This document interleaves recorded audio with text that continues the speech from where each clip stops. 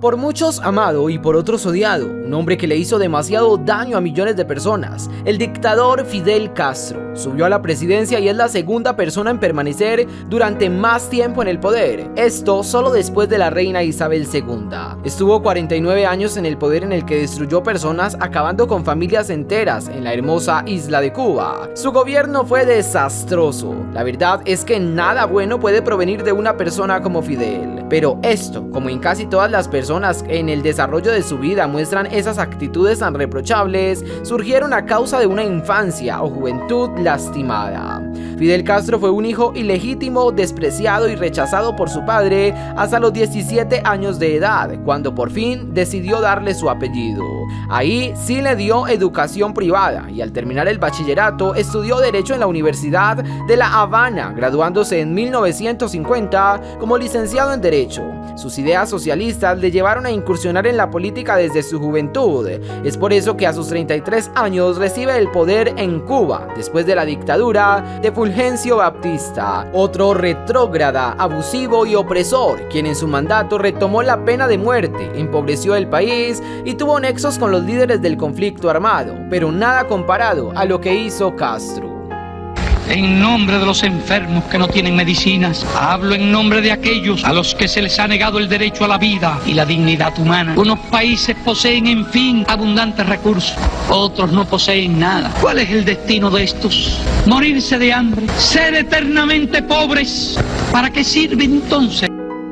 Uno de los más importantes diarios de Estados Unidos, The New York Times, relata la posesión de Fidel aquel enero de 1959 de esta forma. El impacto de Castro fue presagiado horas después de su entrada triunfal a La Habana a bordo de un jeep el 8 de enero de 1959. En ese momento se consolidó la destitución de Fulgencio Batista cuando Fidel dio su primer discurso ante cientos de miles de admiradores en el cuartel militar del dictador vencido. Castro apareció en primer plano hablando con firmeza y pasión hasta el atardecer. Al final se liberaron palomas blancas como símbolo de la nueva paz en Cuba. Cuando una de ellas aterrizó en Castro posándose sobre su hombro, la multitud estalló coreando "Fidel, Fidel". Para muchos de los cubanos reunidos allí, cansados de la guerra, y para aquellos que lo observaban por televisión, fue una señal de que su joven líder guerrillero estaba destinado a ser un salvador, dice el diario.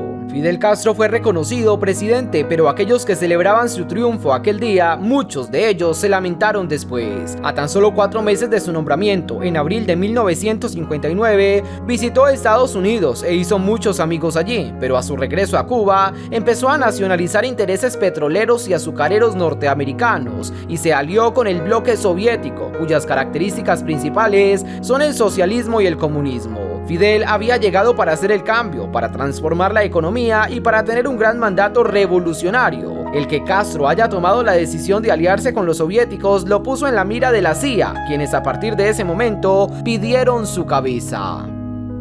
Todo lo que la revolución ha conquistado para él, y no lo defiende una casta militar, y no lo defienden las manos de los obreros humildes y de los campesinos que han aprendido a manejar el cañón. No aceptaba que era socialista, y mucho menos lo que le sigue, un régimen comunista. Por el contrario, dijo el día de su posesión que todos los cubanos sabían que no eran comunistas, pero en el 61 aceptó por primera vez que sí lo era con estas palabras. Eso es lo que no pueden perdonarnos, que estemos ahí en sus narices y que hayamos hecho una revolución socialista en las propias narices de Estados Unidos, dijo aquella vez frente al cementerio Colón de La Habana. Esto lo celebraron miles de personas que escuchaban su discurso, pero luego lo tuvieron que lamentar. La CIA intentó acabar con su vida muchas veces. En total fueron más de 600 intentos de asesinato y de todos pudo salvarse. A Cuba llegaron 45.000 soldados soviéticos y un cargamento de bombas nucleares y demás artefactos que tranquilamente hubieran podido ocasionar un holocausto. Fidel Castro, el descorazonado, no dudó en dar órdenes para iniciarlo contra Estados Unidos, pero Kennedy, presidente del país norteamericano, habló con el jefe de los soviéticos y le dijo que si ellos quitaban todo lo que tenían en Cuba, entonces Estados Unidos retiraría también los suyos y sus artefactos de Turquía. Los soviéticos aceptaron y Fidel lo tomó como una vil traición. Hizo una campaña de desprestigio contra el bloque soviético, pero siguió con su idea revolucionaria. a votar y para ponernos la camisa de fuerza de esa democracia y vestirnos a todos igualitos, desde Alaska hasta la Patagonia. Bueno, según dijo el discurso de Clinton.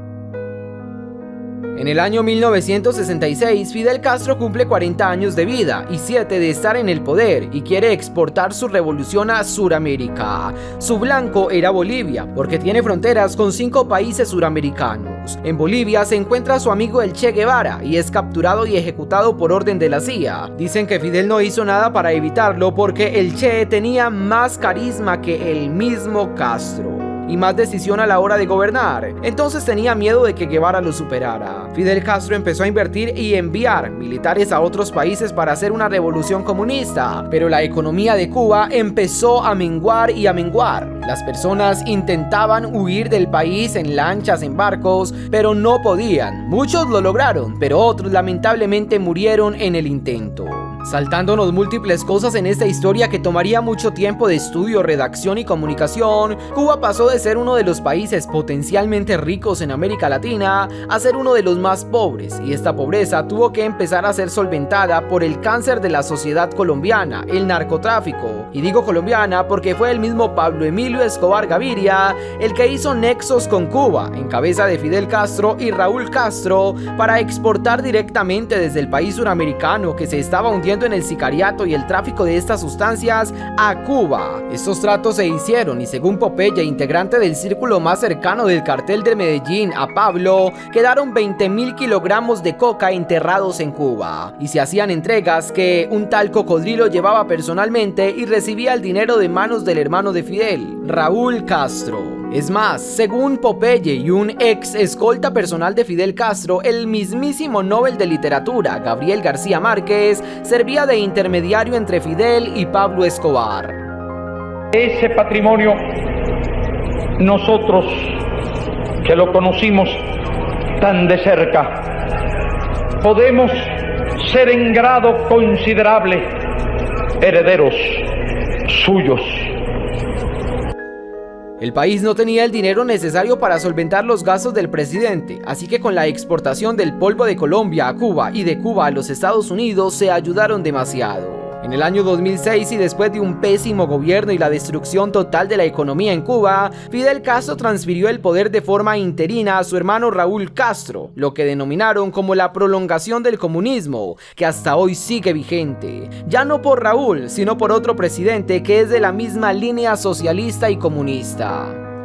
Pronto deberé cumplir 90 años. Pronto seré ya como todos los demás. A todos nos llegará nuestro turno, pero quedarán las ideas de los comunistas cubanos. ¿Y tú qué opinas? Déjanoslo saber en los comentarios.